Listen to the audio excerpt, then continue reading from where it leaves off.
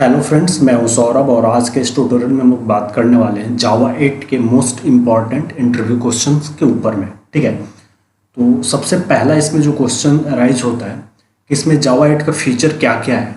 ठीक है, आपसे पूछा जाएगा फीचर ऑफ जावा 8। ठीक है, तो आपको यहाँ पे जितना यहाँ पे लिखा हुआ है इतना इतना ही नहीं है, इसमें भी और भी है, बट मैं यहाँ पे कुछ चुन चुन के यहाँ पे मैं लिखा हूँ। यहाँ पे जैसे भी बेस 64 वगैरह यहाँ पे भी मैं नहीं लिखा हूँ, इसमें 5-6 और ऐड हो सकते हैं जो यहाँ पे भी मैंने नहीं किया है।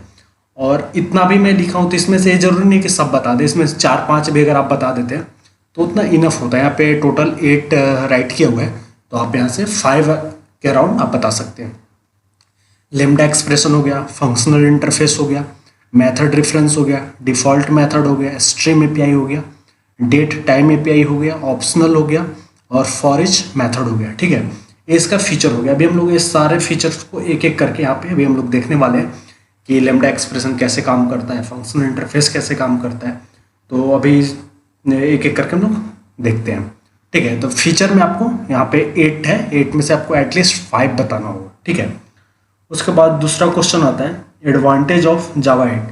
जावा 8 का भाई एडवांटेज क्या है? तो कॉम्पैक्ट है, रीडेबल है एंड रीयूजेबल कोड है इसका। ठीक है, और लेस बॉयलर प्लेट कोड है। इसमें क्या है कि नंबर ऑफ लाइन इसमें कुछ कम हो जाते हैं हम लोगों का, और हाई स्टेबिलिटी है इसमें। ठीक है, इसका परफॉर्मेंस काफ़ी अच्छा है। ठीक है, उसके बाद अब हम लोग का तीसरा क्वेश्चन आता है लैम्डा एक्सप्रेशन। जो भी हम लोगों ने यहाँ पे देखा लैम्डा एक्सप्रेशन, तो यहाँ से हम लोग एक एक करके पूरा देखने वाले हैं। लैम्डा एक्सप्रेशन क्या होता है? Lambda expression is a short block of code which take in a parameter and return value. ठीक है, लैम्डा एक्सप्रेशन क्या है? शॉर्ट ब्लॉक ऑफ कोड है। ठीक है, वो कुछ पैरामीटर लेता है और रिटर्न करता है। ठीक है, lambda expression are similar to the method. Lambda expression जो होता है वो मेथड की तरह ही मिलता जुलता होता है, but they do not need name and they can be implemented right in the body of a method. ठीक है, बट इसका कोई नेम वगैरह का जरूरत नहीं होता है इसमें, कि जैसे हम लोग मेथड बनाते हैं तो मेथड का हम लोग का नाम देना पड़ता है, तो यहाँ पे हम लोग नाम नहीं देते हैं। तो इसका हम लोग सिंटैक्स देख लेते हैं। तो सिंटैक्स हम लोग यहाँ पे जो लिखा हुआ है पैरामीटर और लेमडा का ये जो होता है इमेज होता है, और इसके बाद यहाँ पे इसका एक्सप्रेशन हम लोग लिख सकते हैं। ठीक है, तो लेमडा का बेसिकली सिंटैक्स यही है। और अगर हम लोग लेमडा एक्सप्रेशन में अगर चाहते हैं कि एक से ज़्यादा वैल्यू को पास करें, तब आपको यहाँ पे ब्रैकेट यहाँ पे लगाना पड़ता है। जैसे कि मैं यहाँ पे 1 2 3 वैल्यू पास करना चाहा, तो यहाँ पे मैंने 3 यहाँ पे इसमें अपने ऑब्जेक्ट को पास किया। अगर आप इसमें 10 वैल्यू को पास करना चाहते हैं तो आप यहाँ पे 10 वैल्यू को आप पास कर सकते हैं। ठीक है, तो इस तरीके से हम लोग यहाँ पे पास कर सकते हैं। और यहाँ पे एरो जो है तो लेमडा का इमेज होता है। ठीक है, और यहाँ पे ये जो एक्सप्रेशन फिर हम लोग उसके बाद लिखते हैं। तो उसके लिए एग्जाम्पल में भी मैं यहाँ पे ले रखा हूँ कि एक मैं बनाया एरे लिस्ट, और एरे लिस्ट में हमने यहाँ पे कुछ वैल्यू को ऐड किया। ठीक है, और यहाँ पे जो एरे लिस्ट है फॉर ईच मेथड से देख लीजिए हम लोग इसको कैसे ट्रेवर्स कर रहे हैं। एरे लिस्ट से फॉर ईच जो मेथड था इसमें वैल्यू आएगा, और लिस्टें देखिए यहाँ पे यही इसका मेथड है जो बिना नेम का है। ठीक है, तो यही होता है जो बिना नेम का होता है। यहाँ से मैं इसका थोड़ा कलर ले लेता हूँ। ये चीज़ होता है यहाँ पे जो ये बिना नेम का होता है, इसमें का कोई नेम नहीं होता है। इसमें आप कुछ भी यहाँ पे पास कर सकते हैं। ठीक है, यहाँ पे आप जो भी चीज़ पास करेंगे वो चीज़ आपको यहाँ पे पास करना होता है। ठीक है, यहाँ पे लिस्ट में आपको लाके यहाँ पे लिस्ट में नहीं पास करना होता है। बेसिकली यहाँ पे मतलब कि आप जो भी यहाँ पे आप प्रिंट कर रहे होंगे, या जो भी आपका यहाँ पे एग्जीक्यूट अगर जो भी स्टेटमेंट करना होगा अकॉर्डिंगली, उसके लिए ये वाला ही वैल्यू यहाँ पे पास करेंगे। तो मुझे यहाँ पे प्रिंट करना है इस लिस्ट की में जो वैल्यू आ रही होगी AL dot for each method में, यहाँ पे पहले 7 8 7 5 इस तरीके से कुछ वैल्यू है, तो यहाँ पे आ रहा होगा। तो इस लेमडा के थ्रू, इस लेमडा एक्सप्रेशन के थ्रू इस लिस्ट में 7 8 7 5 यहाँ पे आता जाएगा। ठीक है, और फॉर ईच का मेथड यहाँ से, फॉर ईच यहाँ से स्टार्ट हुआ यहाँ तक लेकर के। ठीक है, और लेमडा एक्सप्रेशन जो होता है बेसिकली लेमडा एक्सप्रेशन यहाँ से इतना दूर है, यहाँ से इतना दूर है लेमडा एक्सप्रेशन होता है। ठीक है, और यहाँ पे जो करली ब्रेसेस जो हम लोग देख रहे हैं, अगर यहाँ पे एक स्टेटमेंट है, अभी तो यहाँ पे एक स्टेटमेंट है, तो यहाँ पे हम लोग को करली ब्रेसेस लगाना जरूरी नहीं है। हम लोग बिना करली ब्रेसेस के भी लिख सकते हैं। बट अगर नंबर ऑफ लाइन अगर बढ़ जाता है, जैसे कि अगर 2 लाइन्स हो गए, 3 लाइन्स हो गए, 100 लाइन्स हो गए, तो आपको यहाँ पे करली ब्रेसेस के अंदर ही पूरा लाइन आपको लिखना पड़ेगा। बट अभी यहाँ पे 1 लाइन है तो यहाँ पे लिखने की जरूरत नहीं है हम लोग को। ठीक है, उसके बाद अब हम लोग चलते हैं फंक्शनल इंटरफेस पे। भाई फंक्शनल इंटरफेस क्या है? Functional interface are those interface which can have only one abstract method. Functional interface वो है जो केवल एक एब्स्ट्रैक्ट मेथड होता है उसके अंदर, तो वो फंक्शनल इंटरफेस होता है, ठीक है। It can have any number of static method और डिफ़ॉल्ट मेथड। इसमें जितना मर्जी उतना स्टैटिक, जितना मर्जी उतना डिफ़ॉल्ट मेथड बना सकते हैं, ठीक है। For declaring functional interface at the rate functional interface annotation is optional to use. यहाँ पे जो ये एट द रेट जो फंक्शनल इंटरफेस जो एनोटेशन है ये वाला, ये हम लोग का यहाँ पे क्या होता है, ऑप्शनल आता है कि हम लोग लगा भी सकते हैं, नहीं भी लगा सकते हैं। तो मैं यहाँ पे एग्जांपल ले रखा हूँ, तो यहाँ पे मैं एग्जांपल के थ्रू यहाँ पे देख लीजिए, जो फंक्शनल इंटरफेस जो यहाँ पे लिखा हुआ है ये आपका क्या है, एनोटेशन इज ऑप्शनल। मैं यहाँ पे देखिए लिखा हुआ है, मैंने लिखा है कि एनोटेशन इज ऑप्शनल, ये हम लोग लगाएंगे तब भी है ठीक, नहीं लगाएंगे तब भी ठीक है। और ये जो डिफ़ॉल्ट मेथड है हम लोग, इसमें 5 डिफ़ॉल्ट मेथड, 10 डिफ़ॉल्ट मेथड जितना चाहे बना सकते हैं। स्टैटिक मेथड भी 5 बना सकते हैं, 10 बना सकते हैं। बट ये जो एब्स्ट्रैक्ट मेथड है जो बना हुआ है, ये इसमें एक ही एब्स्ट्रैक्ट मेथड होगा, तभी ये फंक्शनल इंटरफेस माना जाएगा, ठीक है।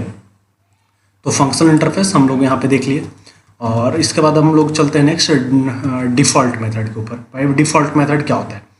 A default method in the interface that has a predefined body is known as the default method. It use the keyword default, ठीक है। डिफ़ॉल्ट मेथड कुछ नहीं होता है, डिफ़ॉल्ट मेथड जो होता है कीवर्ड को यूज़ करता है, डिफ़ॉल्ट कीवर्ड को। यहाँ पे देख लीजिए, डिफ़ॉल्ट कीवर्ड होते हैं जो हम लोग आता है जावा में, उसको ये यूज़ करता है। और तो यही होता है हम लोग का, और ये जो होता है अंदर इंटरफेस के अंदर में हम लोग का पाया जाता है, ठीक है। यहाँ पे इंटरफेस है, और इस इंटरफेस के अंदर में जो बाय डिफ़ॉल्ट पाया जाता है उस चीज़ को ही बोल रहा है डिफ़ॉल्ट मेथड, ठीक है। और उसके बाद अब हम लोग का आता है यहाँ पे मेथड रेफरेंस। मेथड रेफरेंस क्या है? Method reference is a compact way of referring to a method of functional interface. It is use to refer to a method without invoking it, ठीक है।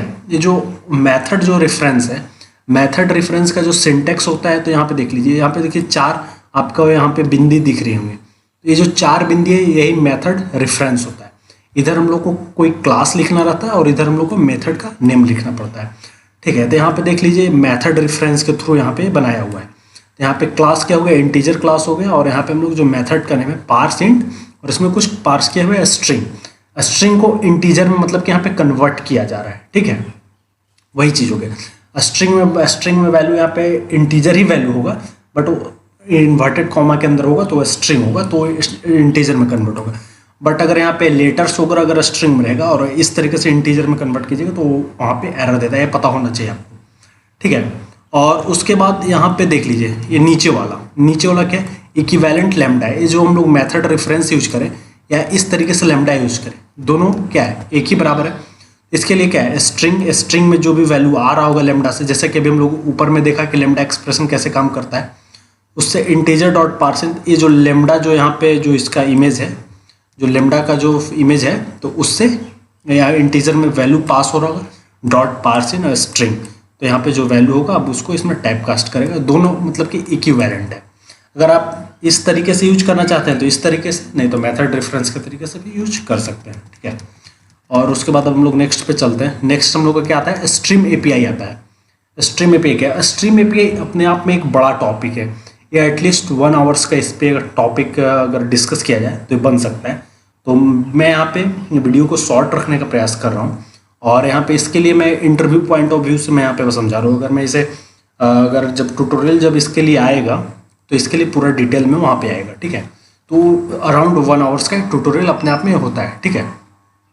यहाँ पे stream API is use to process collection of object. ये जो stream API होता है, ये जो कलेक्शन के ऑब्जेक्ट को ना परफॉर्म करने के लिए होता है, ठीक है, प्रोसेस करने के लिए होता है। A stream is a sequence of object that support various method which can be pipelined to process the desired result, ठीक है। मतलब कि इसमें वेरियस मेथड, बहुत तरीके के इसमें स्ट्रीम एपीआई में मेथड्स आते हैं। जैसे कि मैं यहाँ पे कुछ मेथड लिख रखा हूँ, बस यहाँ पे 4 मेथड मैं लिख रखा हूँ।